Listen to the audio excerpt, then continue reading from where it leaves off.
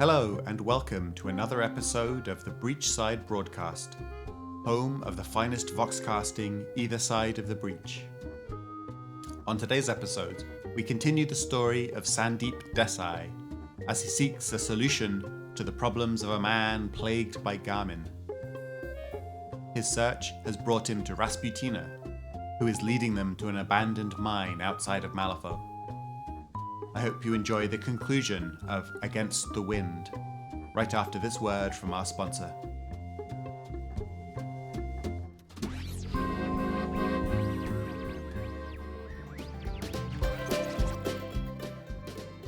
This episode of the Breachside Broadcast is brought to you by the town of Bastion Hills. The town council seeks adventurers to clear the mine of monsters and make it safe for miners again. Any party willing to assist us in this endeavour will be richly rewarded if they survive. Please apply at Bastion Hills Town Hall with a CV and a completed will.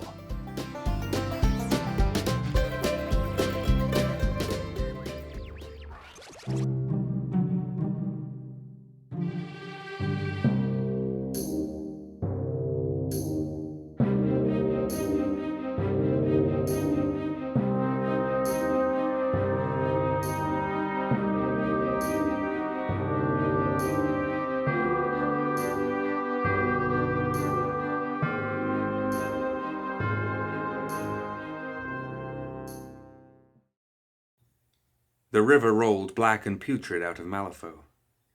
The barge Rasputina commandeered chugged along, spewing an oily cloud out of its chimney and leaving shimmering pools swirling in its wake. The pair of Shasta video guards that Sandeep brought stood stiff attention at the front, their eyes scanning the shoreline.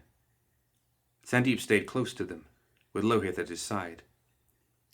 Rasputina's cultists lounged around the barge, staring icily at the guards, snarling whenever their eyes met. Rasputina huddled at the front of the barge.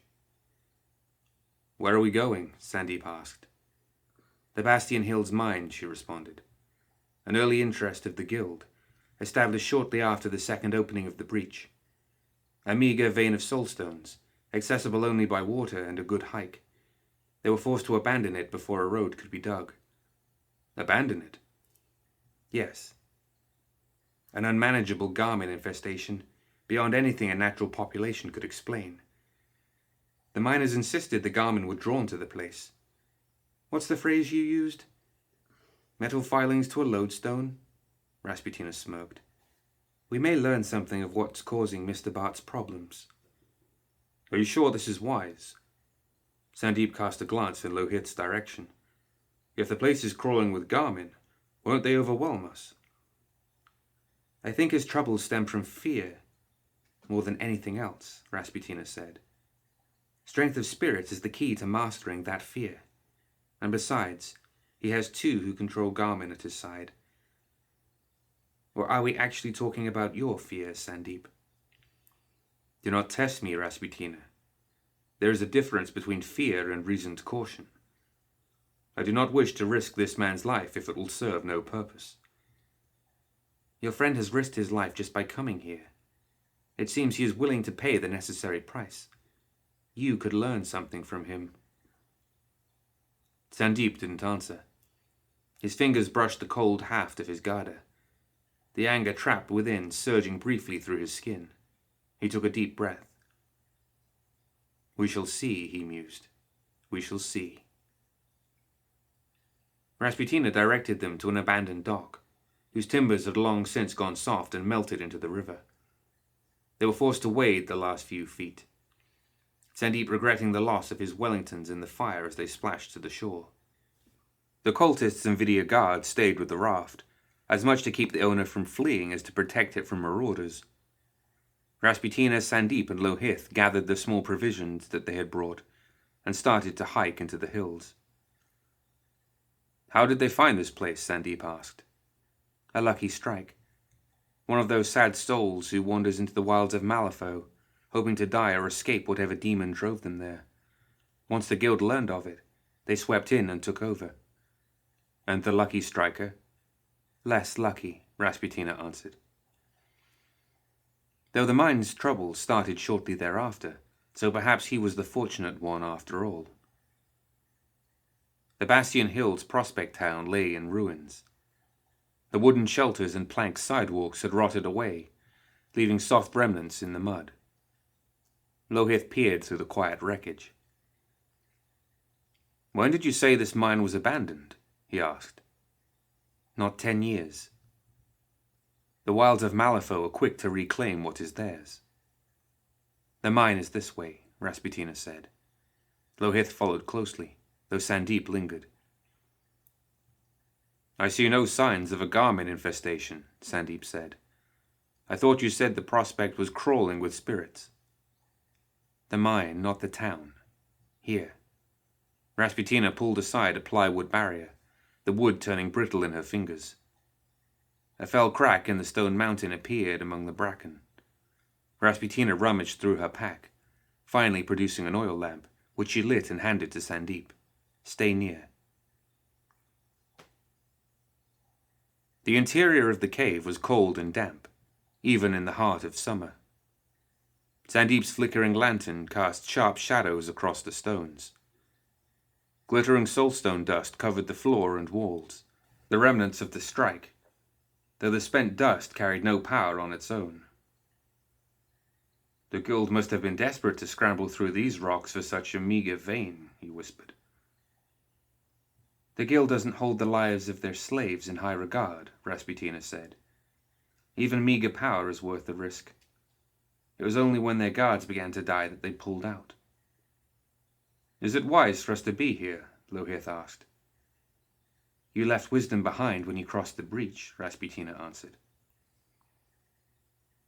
The tunnel burrowed deep into the earth, twisting and winding as it followed the excavated soulstone vein. Finally, they came to a shaft that led straight down. Across the chasm, the tunnel continued straight and seemed to widen soon after. Sandeep stood at the edge of the pit, looking down. A set of rusty iron rungs led into the darkness. "I do not fancy climbing down that," he said. "That ladder looks as likely to collapse as hold our weight." "You would have trouble catching your breath, old man," Rasputina said. She tossed a pebble into the pit. Ripples washed away from it as soon as it crossed the open floor, and then the pebble floated lazily down until it disappeared. The pit was flooded with water so clear and so pure, it was impossible to see. Sandeep took a step back. "So we're not going that way," he said. "No. Our path lies ahead." Rasputina stepped to the edge of the pit, closing her eyes and spreading her fingers to the ceiling. "As soon as I make the way." The already chill air took on winter's bite. Sandeep's breath drew jagged in his chest. A wave of frost stretched out from Rasputina's feet, covering the clear pool of water, freezing it solid. When the cold passed, she stepped out onto the ice. "We mustn't tarry. Something is hindering December's touch. I'm not sure how long that will hold." "Hardly reassuring," Sandeep muttered to himself. He escorted Lohith across the ice, and nearly stumbled into Rasputina. The young mage was standing agape in the entrance to the next chamber. "I think I've found the problem," she said. The narrow tunnel opened up into a broad cavern. The roof was lost in a bristling thatch of stalactites that dripped with sulphurous ooze, and the walls were jagged, frequently cut with crevices and cracks that ran through the floor. A dim vein of soulstone sketched its way through the opposite wall. Its weak aura flickered in the darkness, the last vestiges of the mine's strike, hardly worth scratching out of the stone. "No wonder the guild abandoned this," Sandeep said. "It draws me," Lohith whispered. "Such power, such brilliance." "Are you blind? There is barely a fleck of soulstone there." "No, he's right." Rasputina held the lantern high, casting bright light across the cavern. "There is power here, buried just beyond the rock. Power and trouble in equal parts." Garmin of darkness and earth slouched around the chamber, dripping out of the cracks in the walls and clinging to the narrow stones above. Their shadow-dark bodies merged with the stones, swallowing the light from Sandeep's lantern, their eyes glittering. For a brief moment the Garmin shied away from the light. Then, as one, they turned and started lumbering toward the trio. "This was a mistake," Lohith shouted. Sandeep grabbed him by the arm before he could run. "We have come this far, and we will stay with you. Trust me. You didn't come to Malifaux to run away." Sandeep handed the lantern to Lohith, then swung the garter into his hands, the heavy brass smacking against the palm of his hand.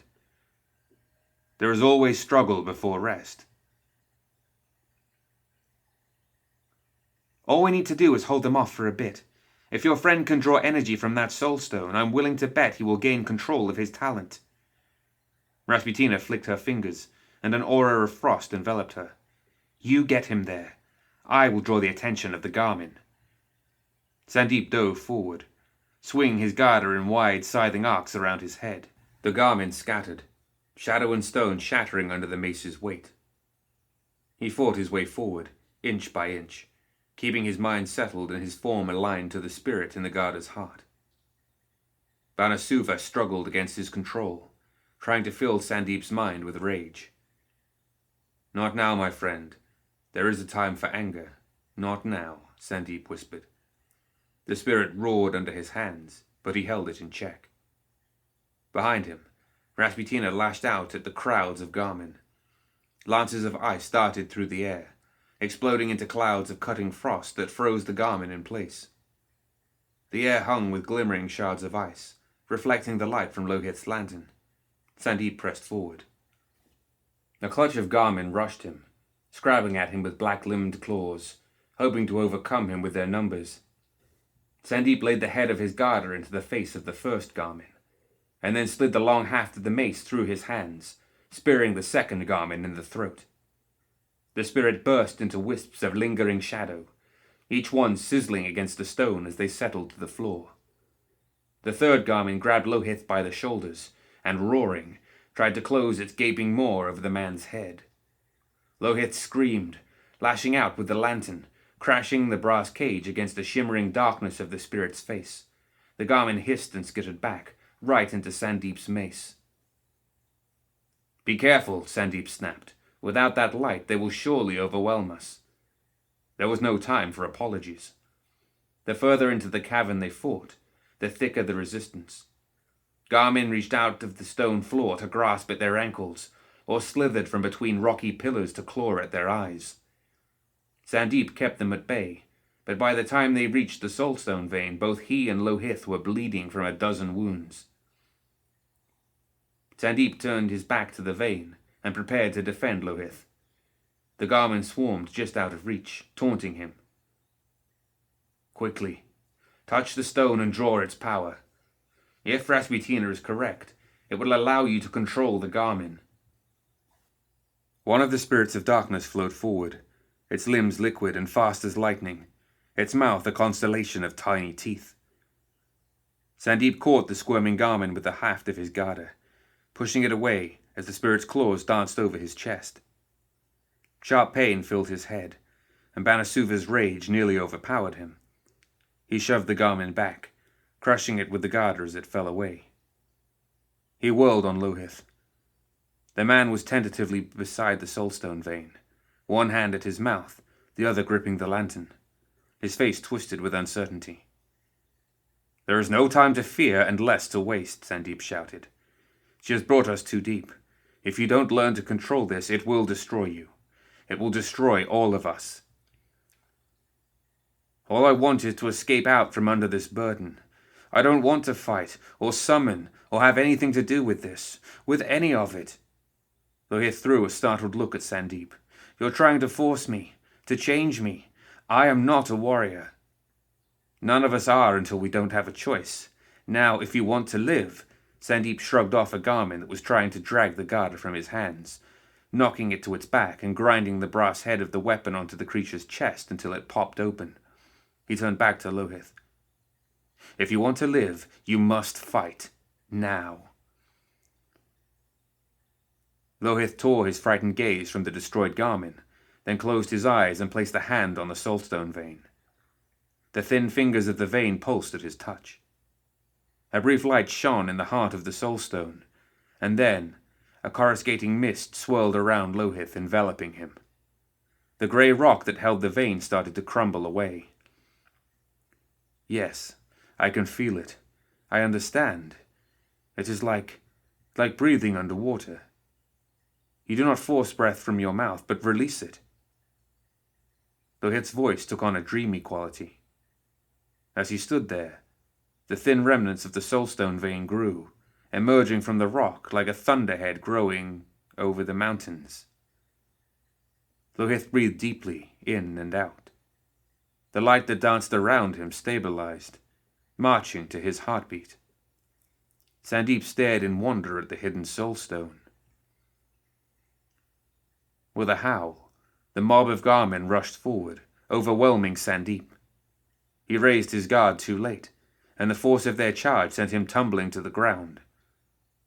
But the spirits weren't after him. They scrambled over his fallen body, shadowy claws digging into his flesh as they leapt towards Lohith, and toward the stone. Lohith turned toward them. His eyes glowed with the same brilliant light that swirled at the center of the soulstone. He raised his hands and gestured. The Garmin fell back from Sandeep, watching Lohith with glittering eyes. Lohith smiled, then started to laugh. The sound shook the cavern walls. Well done, Sandeep. Rasputina's voice came from the mouth of the cavern. As the crowds of Garmin parted, she walked toward them. Though she looked battered, it seemed that Rasputina had survived the worst of the attack with little harm. Now, if we can get him to commune with them, we might even be able to reclaim this place. Tell me, Mr. Bart,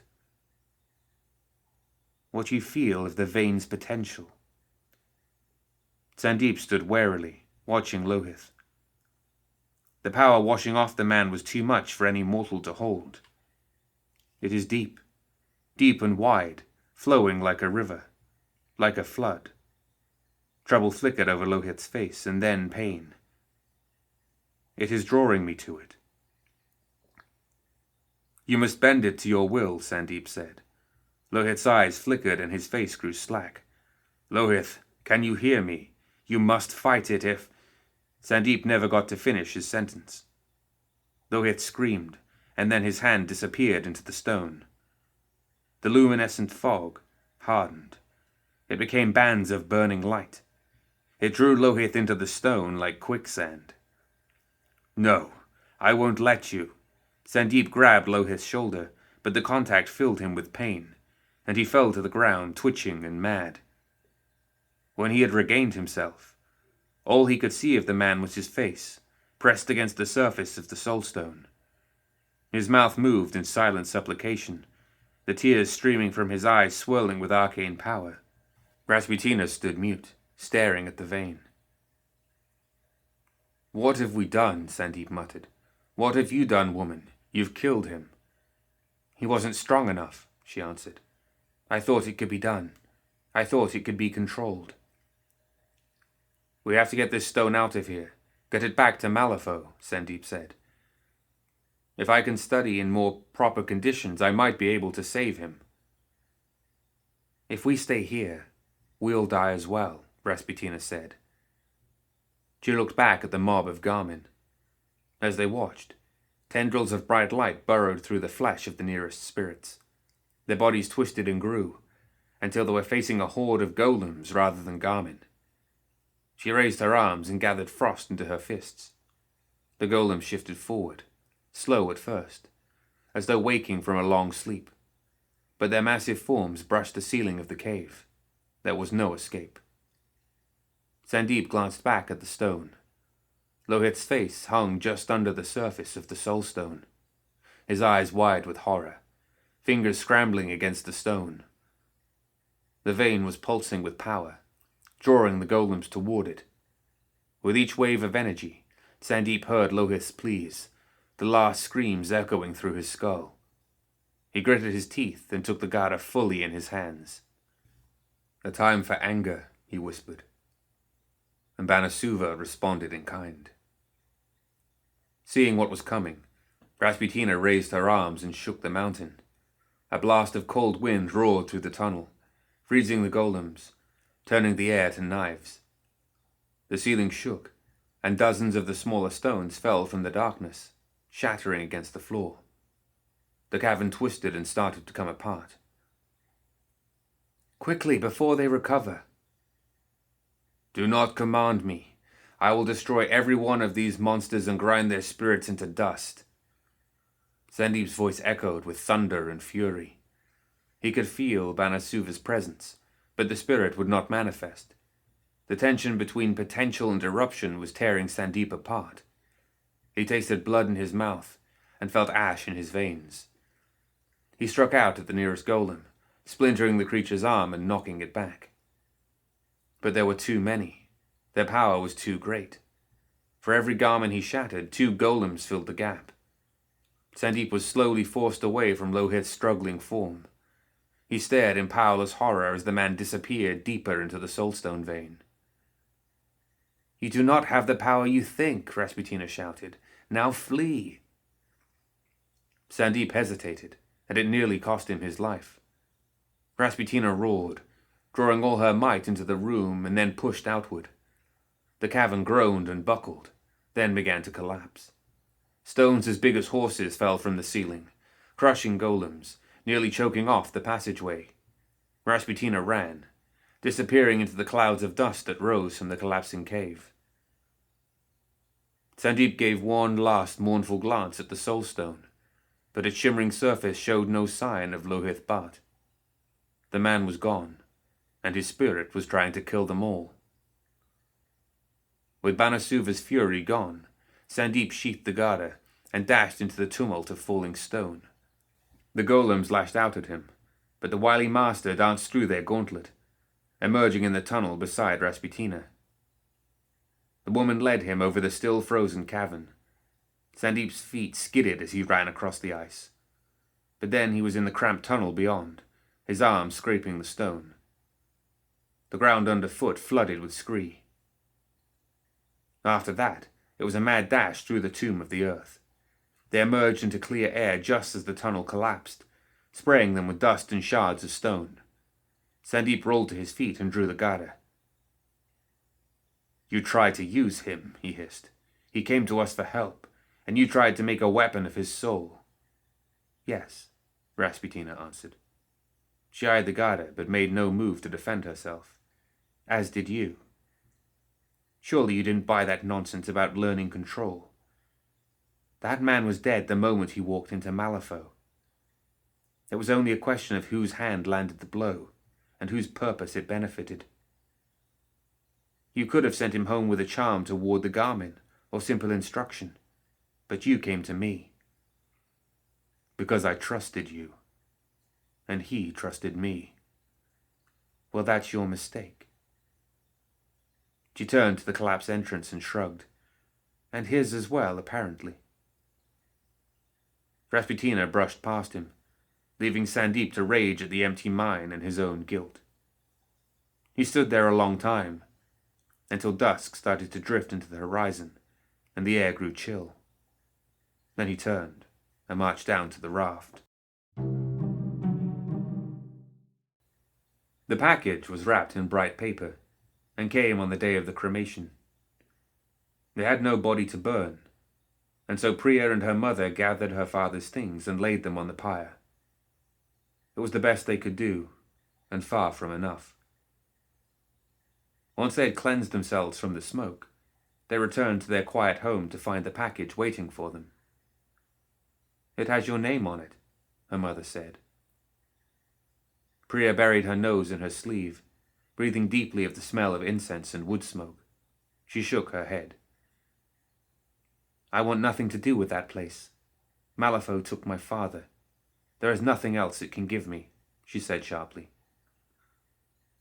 Her mother sighed and tossed the package in the corner, then went to make their dinner. It wasn't until late that night that Priya returned to the package. She had been lying in bed, listening to the wind blow and thinking of her father. She placed the package on the table and unwrapped it, refusing to look at the return address or the name of the sender. She did not want to harbor bitterness toward any man, and she knew she wouldn't be able to forget the name that had been with her father at his death. In the dim light of the dining room, Priya slid the paper away, folding it neatly and then opening the box. There was a slip of paper on top, a note written in a clean hand. It read, "The wind took your father, and the wind shall hold him until you meet again." Beneath it was the most beautiful kite Priya had ever seen. The struts were carved in beautiful relief, and the paper was the 1,000 colors of dawn sky, carefully painted to look like mountains and sun and crowning clouds of gold. She took it delicately from the box and held it up. Her father's name was hidden in the ink, like a gust of wind. Priya turned and placed the kite gently on the fire, watching until the cinders disappeared up the chimney and the wooden struts were nothing but smeared ash. Then she went to bed and slept comfortably through the night.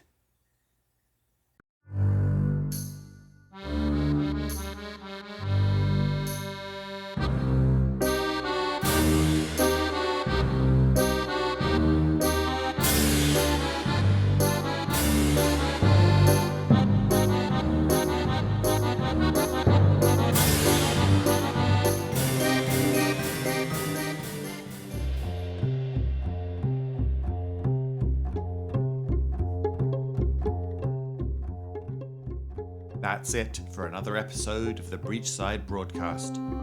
Join us next time for more Tales of Malifaux.